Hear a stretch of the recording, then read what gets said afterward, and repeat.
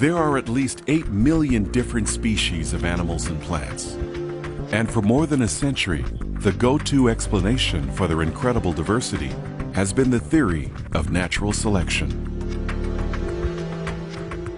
Charles Darwin's hypothesis of gradual, undirected biological change has had enormous influence on both science and philosophy. Yet can a purely materialistic process actually account not only for the stunning variety of living organisms, but also for their extravagant beauty? I think the place to start with natural selection and beauty is Darwin himself. He wrote once that every time he saw the tail of a peacock, it made him physically ill, sick to his stomach, because he's looking at something that goes well beyond what his theories, either of natural selection or sexual selection, can explain. To better understand Darwin's concerns about beauty, peacocks, and their threat to his theory, let's take a closer look at those feathers. You see the peacock's tail and you go, wow. It's a visual crescendo of symmetry, harmony, coordination among all the elements of the design. And the deeper you look, the more interesting it becomes. An adult male peacock has, on average, about 200 individual tail feathers. 170 of them feature a decorative eye spot, and 30 are crowned with a wing-shaped plume called a T. When displayed during courtship, the feathers form a magnificent fan, where every eye spot and T are uniformly spaced and geometrically balanced to create a showcase of pattern, symmetry, precision, and design. This bird is a living, breathing work of art. And when we move in close to the details, we see craftsmanship and planning and subtle engineering that's just utterly obvious. The shape of every eye spot is defined by rows of multicolored branching strands called barbs. Moving closer, we see that each barb contains thousands of barbules, microscopic filaments tightly compacted along a rigid shaft. And the surface of each barbule is segmented into crystal-like bands of molecular jewelry. These barbules are reflective, so they glimmer and change color when struck by light from different angles. The total effect of all this decoration provides an excellent example of what is known as gratuitous beauty. That's beauty that goes way beyond what's needed to attract a mate or to provide some other survival advantage. In other words, you have features that look like they're there for no other reason than to be gorgeous, to be beautiful, to be breathtaking. In nature, gratuitous beauty is not limited to peacocks, for the animal and plant kingdoms are filled with striking visual displays that each evokes an obvious question.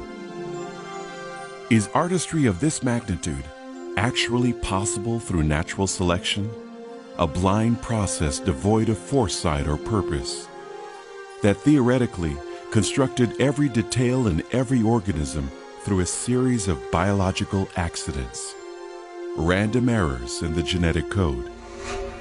No, because randomness by definition is going nowhere in particular. So the method of explanation, the tools of explanation that natural selection gives us are far too crude for what they need to explain.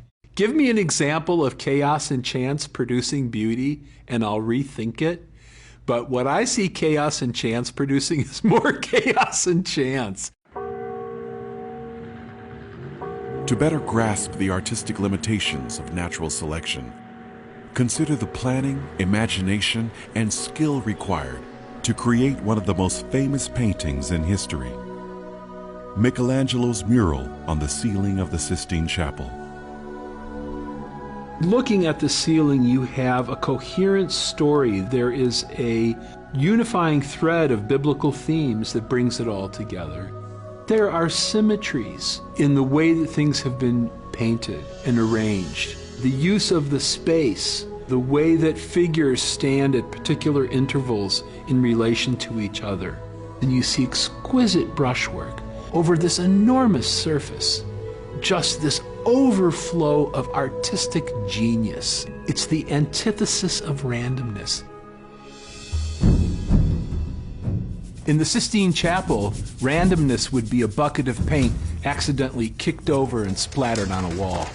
Or a bunch of stains, right? Flaking paint. The ceiling's coming down. We got to get Michelangelo in here to fix this mess. We have randomness and Michelangelo, and they are polar opposites. Similar principles hold true in nature. If the random genetic mutations, so essential to natural selection, have no eye for blending colors or ability to formulate elegant patterns and shapes, then there must be some other agent responsible for the glorious petals of a lily and the ornate decorations on a butterfly's wing. A designer whose works far exceed the constraints of Charles Darwin's survival of the fittest. What we see in beautiful systems are features that go beyond what's necessary for mere survival. So for me, ultimately, beauty points to design because in a biological context, beauty is an extra. It's an add-on. Beauty is there over and above what's needed just to make a go of it. Well, you start walking along that path, and it doesn't take very long until you realize you come to grips with the reality that there was a transcendent mind that put this universe together as we find it. What we have right in front of us, in the peacock, in tropical fish, in the eye of the eagle, in these exquisite designs that show not just engineering, but artistry, whimsy, humor, subtlety, all the features of a supreme intellect. And the final point, the one that really brings it home, is this idea of beauty, of a property that we perceive, that we understand, that we feel, that we respond to, that goes well beyond what living things need just to get by. That signal carries us beyond the world itself to a cause that's transcendent, to a cause that's divine. The world is designed. It's the only reasonable thing to infer from what we see.